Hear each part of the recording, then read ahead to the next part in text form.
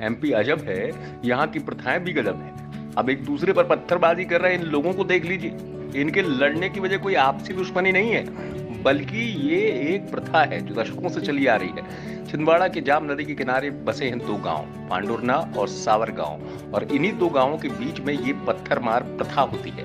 इसका नाम गोटबार मेला है। भले ही इसका नाम मेला हो, लेकिन ये मेला स्थल एक तरह से युद्ध क्षेत्र में तब्दील हो जाता है। सुबह 5 बजे से ही दोनों गांव के लोग नदी के तट पर जुटते हैं और फिर पत्थरबाजी शुरू हो जाती है। ये पत्थरबाजी तब तक चलती है जब तक कि नदी में लगाया गया झंडा कोई पक्ष कुल्हाड़ी से काट नहीं देता।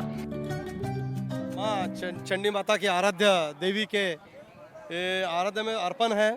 और मैं गोटमार के बारे में यही कहना चाहता हूँ कि हम जब बचपन से ही सुनते आ रहे हैं, बचपन से ही जब सुनते आ रहे हैं हम, कि हमारे दादाजी भी बताते थे कि यह हमें गोटमार मेला कब से चालू हुआ यह हमें कुछ मालूम नहीं है।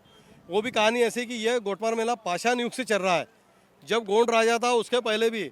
और उस समय जो शस्त्र रहता था, कोई चाकू छुरे नहीं रहते थे, लेकिन पहला शस्त्र रहता था पत्थर, और पत्थर ही शस्त्र था। और ये जो शुरुआत हुई है, ये एक प्रेम कहानी है, दो कबीले की प्रेम कहानी है, सावरगांव पक्ष और पांडुरना पक्ष। आगे आपको बताएंगे कि आखिर इस मेले की कहानी क्या है।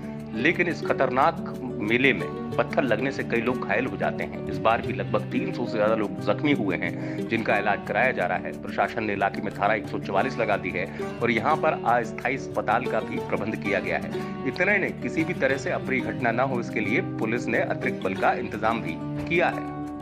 इस मेले के पीछे एक किंवदंती है। कहा जाता है कि पांडुरना गांव का लड़का सावर गांव की लड़की से प्रेम करता था।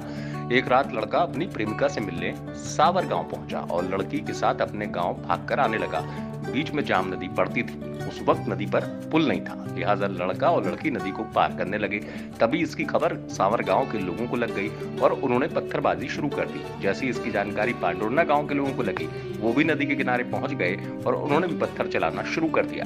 लेकिन इस दौरान पत्थर लगने से प्रेमी और प्रेमिका की मौत हो गई। इन दोनों प्रेमियों की याद में ये जानलेवा मेला हर साल आयोजित होता है और हर साल सैकड़ों लोग इस पत्थरबाजी में घायल होते हैं और मां चंडिका देवी के मंदिर में पूजा के बाद इस मेले का समापन होता है। छिंदवाड़ा से पवन शर्मा की रिपोर्ट, एमपी तक।